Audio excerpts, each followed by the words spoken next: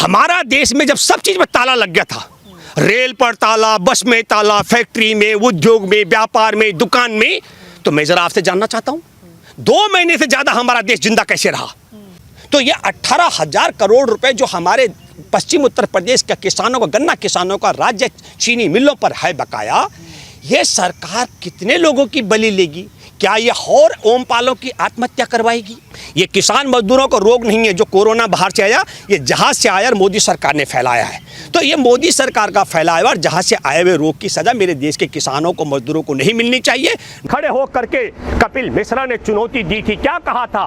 कपिल मिश्रा ने कहा कि यदि पुलिस नहीं हटाएगी धरना प्रदर्शन करने वालों को तो हमारे गुंडे आकर हटाएंगे। नरेंद्र मोदी का दिमाग उस दिन खराब था जिस दिन सिर्फ 500 लोग हमारे देश में कोरोना पॉजिटिव थे और देश में पूरा ताला लगा दिया। या नरेंद्र मोदी आज पागल हो गए जब देश के अंदर 10,000 मरीज रोजाना उजागर हो रहे हैं कोरोना के, कि हमारे देश में एम्स है सबसे बड़ा दिल्ली में, एम्स के 19 डॉक्टर कोरोना पॉजिटिव हैं, 500 के करीब स्वास्थ्य कर्मचारी कोरोना पॉजिटिव हैं और हमारे देश में एम्स में 3 कर्मचारियों की जान चली गई कोरोना से। कहाँ गया वो पैसा? पीपीई नहीं दे पा रहे। एनआरसी का जो तौर तरीका है उस तौर तरीके से नरेंद्र मोदी अपनी मां की भारतीयता सिद्ध नहीं कर सकता है, मैं चैलेंज के साथ कहता हूं। और जो तौर तरीका एनआरसी का है उस तौर तरीके पर अमित शाह अपने माँ बाप की भारतीय नागरिकता सिद्ध नहीं करता, सबूत नहीं दे सकता है। सबूत देते तो मैं चौरा में फांसी लगा दूंगा। अगर ये प्रमाणित कर दे जिस नॉर्म से, जिस कंडीशन पर आसाम में एनआरसी की गई है और जो एनआरसी ये करना चाहते हैं, अगर उस तौर तरीके से अमित शाह के माँ बाप भी और नरेंद्र मोदी की मां की भी नागरिकता खतरे में पड़ने वाली है। 2014 में जिस दिन 275 रुपए प्रति क्विंटल गन्ने का दाम था तब $1 की कीमत 60 रुपए थी। आज भारत में भारत के प्रधानमंत्री की वाणी मतलब झूठ बोल करके और देश की मर्यादा और देश की रुपए की कीमत ऐसे गिर रही है पूछ रसातल में। देश की विकास दर आज आपको पता है क्या है? 275 की जगह 317 रुपए की प्रति क्विंटल की दर पर अगर आज हमारे किसानों को गन्ने की कीमत अदा की जाती है तब यह माना जाएगा कि 2014 की दर पर मोदी सरकार गन्ना खरीदवा रही है। ये आप समझ लीजिएगा, क्योंकि रुपए की कीमत गिरने से 15.5% अगर रुपए की कीमत गिरी, इसमें मेरे गन्ना किसान का कोई दोष नहीं, उसके गन्ने की मिठास नहीं गिरी है। गन्ना मीठा उतना ही होता है जितना 2014 में हो रहा था। तो यदि लायक सरकार और नालायक सरकार, यदि सत्ता में बैठा आदमी मूर्ख हो, जाहिल हो, फर्जी डिग्री वाले हो, जिन्हें ज्ञान ना हो, जिनको अर्थव्यवस्था संभालनी ना आती हो, इसमें मेरे किसानों का दोष बताओ क्या है? तो जो आप कह रहे हैं पहले मोदी हमारे गन्ना किसानों को 18,000 करोड़ रुपए अदा करे, मैं दूसरा सवाल करना चाहता हूं। अगर वो ओमपाल की फसल समय पर ली जाती तो ओमपाल आत्महत्या नहीं करता। तो ये 18,000 करोड़ रुपए जो हमारे पश्चिम उत्तर प्रदेश के किसानों का, गन्ना किसानों का राज्य चीनी मिलों पर है बकाया, ये सरकार कितने लोगों की बलि लेगी? क्या ये और ओमपालों की आत्महत्या करवाएगी?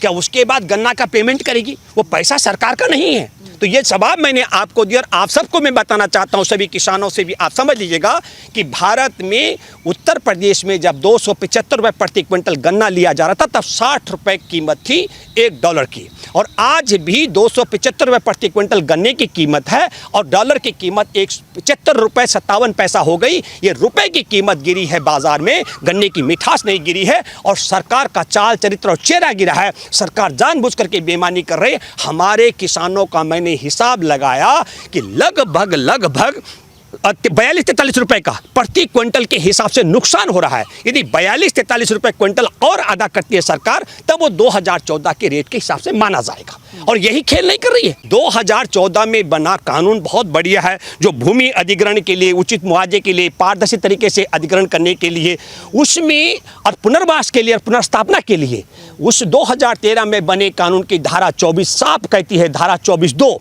और उस 24(2) में ये था कि 5 वर्ष में यदि किसानों के ज़मीन का अधिग्रहण हो गया हो लेकिन मुआवजा न दिया गया हो तो ज़मीन का अधिग्रहण स्वतः तौर पर रद्द माना जाना चाहिए, और यदि ज़मीन का मुआवजा ले लिया गया हो लेकिन कब्जा न लिया हो भौतिक तरीके से तब भी अधिग्रहण रद्द माना जाना चाहिए। नरेंद्र मोदी की सरकार ने बड़ी चतुराई के साथ में सुप्रीम कोर्ट में बैठे अरुण कुमार मिश्रा, जैसे कुछ फैसले मुख्य न्यायाधीश रह चुके गोगोई से करवाकर उन्हें राज्यसभा की कुर्सी से नवाजा है, अरुण कुमार मिश्रा भी सुप्रीम कोर्ट से सेवानिवृत्ति के बाद मोदी सरकार में कोई बड़ा ओहदा लेने वाले हैं। मैं यह बात इसलिए आपको कहना चाहता हूं, भारत में लॉकडाउन के बाद रोजगार छीनने पर 14 करोड़ लोग नगर और महानगरों से भूखे प्यासे पैदल चलते हुए जो बच गए, गाड़ियों से रौंदने से, भूख से बच करके, गाड़ियों के पलटने से, रेल से कट के जो नहीं मरे, जो रेलों में भूख से नहीं मरे, वो अपने गांव इसलिए जा पाए और वहां जिंदा इसलिए रह पा रहे हैं कि उनके पास वहां जमीन है। ये नालायक सरकार न केवल हमारे देश के किसान और देश को तबाह कर रही है,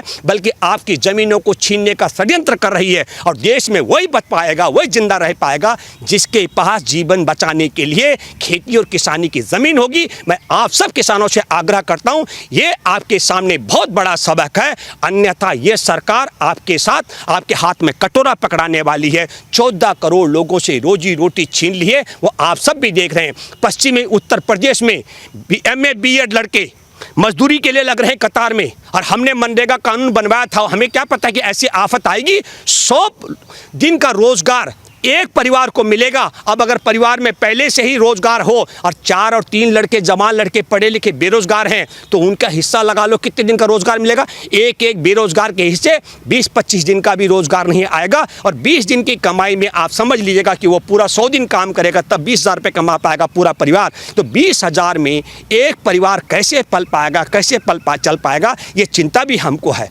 मेरी बल्कि एक और आग्रह है, न केवल मोदी सरकार को, क्योंकि ये दोष मेरे किसानों का नहीं है, ये किसान मजदूरों को रोग नहीं है जो कोरोना बाहर से आया, ये जहाज से आया और मोदी सरकार ने फैलाया है। तो ये मोदी सरकार का फैलाया हुआ जहाज से आए हुए रोग की सजा मेरे देश के किसानों को, मजदूरों को नहीं मिलनी चाहिए।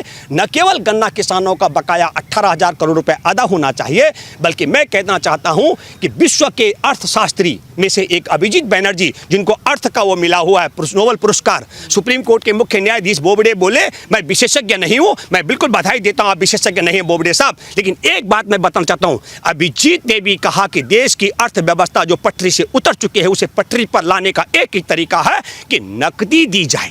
और नकदी देने की बात न केवल हमारे देश में, दुनिया में नोबेल विजेता अभिजीत बैनर्जी ने कहा, बल्कि विपक्ष के नेता राहुल गांधी, जो 12 फरवरी को बार बार आग्रह करते रहे मोदी सरकार को कि बचा लो, देश कोरोना की चपेट में आ सकता है, लेकिन मोदी सरकार ने अनसुनी की, ये बात रही है। हमारा देश में जब सब चीज में ताला लग गया था, रेल पर ताला, बस में ताला, फैक्ट्री में, उद्योग में, व्यापार में, दुकान में, तो मैं जरा आपसे जानना चाहता हूं, 2 महीने से ज्यादा हमारा देश जिंदा कैसे रहा? हमारा देश जिंदा इसलिए रहा कि हमारा देश खेती किसानी से जिंदा रहा, कृषि प्रधान देश है ये। हमारे देश में जो मजदूर सड़क पर पैदल चलते चलते मरे भूख से, वो मोदी सरकार ने उनकी हत्या कराई, उनको खाने के लिए अनाज नहीं दिया। जो रेल से कट के मरे, मोदी सरकार का दोष है। जो गाड़ियों के पलटने से दबकर मरे, मोदी सरकार का दोष है। मैं ये कह रहा हूं कि मौत उनकी हुई, कोई आदमी देश में इसलिए नहीं मरा कि मोबाइल बिकने बंद हो गए, मोबाइल बनने बंद हो गए, गाड़ियां बिकनी बंद हो गई, जहाज चलने बंद हो गए, रेल चलनी बंद हो गई, इससे कोई नहीं मरा।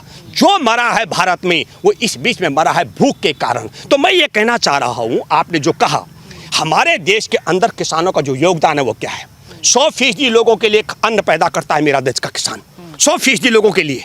आपको मालूम है कि नहीं, 100 में 57 लोगों को खेती किसानी की उपज पर, उस पर खेती किसानी के काम में रोजगार मिलता है। और तीसरी बड़ी बात है, देश में चल रहे जो उद्योग हैं, उन उद्योगों में 70% उद्योग, जो मेरे शरीर में सब कुछ है, जो आप दिख रहा है, ये सब किसानों का पैदा किया हुआ है। और मैं ये कहना चाह रहा हूँ कि 70% उद्योगों के लिए कच्चा माल तैयार करता है मेरे देश का किसान। और आपको मालूम है कि नहीं, 60% से ज़्यादा, 70% जो ट्रांसपोर्ट है, जो ट्रक आपको दिखते हैं, रेल, वायु मार्ग, जल मार्ग, ट्रांसपोर्ट जो सिस्टम है, 70% वो सामान ढोता है खेती किसानी की उपज को लेकर के। और आपको मालूम है 85% व्यावसायिक गतिविधियां भी, चाहे वो किराने की दुकान से लेकर कपड़ों के शोरूम तक हो, 85% गतिविधियां भी वो कृषि उपज से बने सामान पर निर्भर हैं।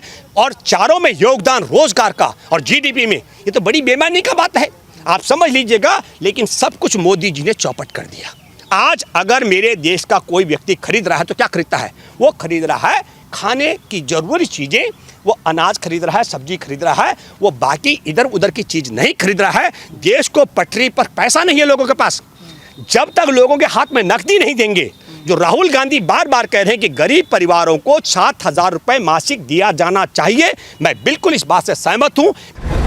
जॉर्ज फ्लाइड, जिसकी 25 मई को एक गोरे अंग्रेज अधिकारी ने हत्या कर दी थी, उसकी पत्नी ने कहा, मैं ऐसे हत्यारे के साथ 1 मिनट रहने के लिए तैयार नहीं हूं। मैं बिहार के लोगों से कहना चाहता हूं, हमारे देश में गुजरात में 2002 में 97 हिंदुस्तानियों की हत्या करके जिंदा जलाने वाला बाबू बजरंगी और 33 लोगों को अधमरा करने वाला बाबू बजरंगी का फोटो आप देख सकते हो गूगल में जा करके, हमारे देश के प्रधानमंत्री और तड़ी पार रह चुके गृह मंत्री के पास वायरल हो रहा है। तो आप भारत की करुणा क्या कहती है? अमेरिका में एक अश्वेत की हत्या करने वाले पुलिसकर्मी की पत्नी ने तलाक मांग लिया, और हमारे देश में दुनिया के सबसे बड़े लोकतंत्र में गृह मंत्री की कुर्सी पर और प्रधानमंत्री की कुर्सी पर बैठा जो शख्स है, इन शख्सों ने कहीं नहीं कहा कि हमारा बाबू बजरंगी के साथ में संबंध नहीं है। और मैं दूसरी बात भी कहना चाहता हूं आप सब लोगों को, मार्क जुकरबर्ग हैं, उन्होंने 2 जून को एक बात कही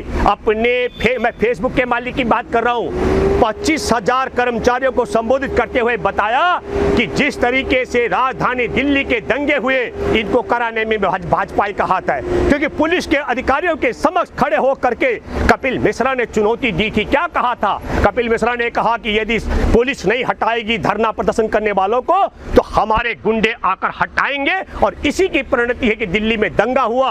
और मैं ये कहना चाहता हूं, हमारे देश में धर्मनिरपेक्षता की हत्या करके, संविधान की आत्मा उसको हत्या करके सिटीजन अमेंडमेंट एक्ट लागू किया गया। और दूसरी बात मैं कहना चाहता हूं, हमारे देश के लोकतंत्र की आत्मा है। लोकतंत्र की आत्मा क्या है? हमारे देश की ना कहने की आजादी, विवेक, धरना प्रदर्शन की आजादी, उस पर अंकुश लगाने के लिए इनके गुंडे सड़क पर आए, ये आपको सोचना पड़ेगा। और तीसरी बात मैं आपसे कहना चाहता हूं, लोकतंत्र की आत्मा है अभिव्यक्ति की स्वतंत्रता, ना कहने का हक, जैसे मैं असहमति व्यक्त कर रहा हूं। और कपिल मिश्रा यदि हमारे देश में लोकतंत्र की आत्मा की अभिव्यक्ति की स्वतंत्रता की हत्या करने की धमकी दे रहा है, तो निश्चित तौर पर मैं ये कह रहा हूं, भले तड़ी पार रह चुके हो अमित शाह, लेकिन इस समय संवैधानिक पद पर, गृह मंत्री के पद पर है। अमित शाह को इस आदमी के खिलाफ एफआईआर दर्ज करानी चाहिए। और मैं दिल्ली पुलिस में बैठे हुए, क्योंकि दिल्ली पुलिस की जवाबदारी संविधान के प्रति है, वो सवाल ये नहीं है कि वहां तड़ी पार रह चुका गृह मंत्री बन जाए या बिना तड़ी पार वाला, उसके प्रति जवाबदेही पुलिस की नहीं है। मैं पुलिस से भी आग्रह करता हूं, पुलिस आयुक्त से मैं आग्रह करता हूं कि पुलिस आयुक्त को तत्काल हमारे देश में लोकतंत्र की आत्मा, अभिव्यक्ति की स्वतंत्रता की हत्या करने की धमकी देने का मुकदमा कपिल मिश्रा पर दर्ज करना चाहिए। इन्होंने तो खंड खंड कर दिया देश को।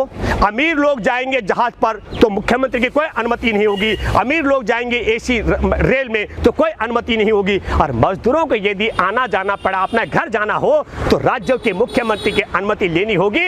ऐसी अनुमति, ऐसा वीजा बनाने वाला सिस्टम कायम करने वालों को सबक सिखाने का वक्त है।